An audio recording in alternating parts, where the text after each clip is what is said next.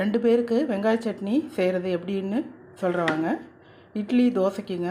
2 நாட்டு தக்காளி சின்னது, கடுகு உளுந்தம் பருப்பு ஒரு அரை டீஸ்பூன், பெரிய வெங்காயம் 1, கருவேப்பிலை, மல்லித்தலை இருந்தால் போட்டுக்கலாம், இல்லைன்னா தேவையில்லைங்க. பச்சை மிளகாய் ஒரு 5, புளி, மிளகாய் எவ்வளோ வேணாலும் வச்சுக்கலாம், வரமிளகாய் வேணாலும் போட்டுக்கலாம். எனக்கு பச்சை மிளகாய் தான் ரொம்ப பிடிக்குங்க. இப்போ எப்படி தாளிக்கிறதுன்னு சொல்கிறவாங்க. இதில் நல்லா எல்லாத்தையும் வதக்கிட்டேங்க. நல்லெண்ணெய் ஊற்றி ஃபஸ்ட்டு நல்லெண்ணெய் ஊற்றிக்கணும். அடுத்து கடுகு உளுந்தம் பருப்பு ஒரு அரை டீஸ்பூன் போட்டுக்கணும்.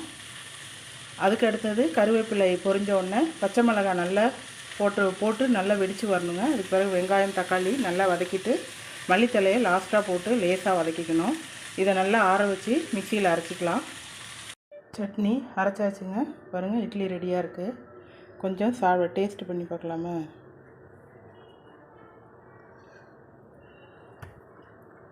சூப்பராக இருக்குங்க. நீங்களும் இதே மாதிரி செஞ்சு பாருங்கள். இந்த வீடியோ பிடிச்சிருந்தால் லைக் பண்ணுங்கள், ஷேர் பண்ணுங்கள், கமெண்ட் பண்ணுங்கள், சப்ஸ்கிரைப் பண்ணுங்கள். தேங்க்யூ.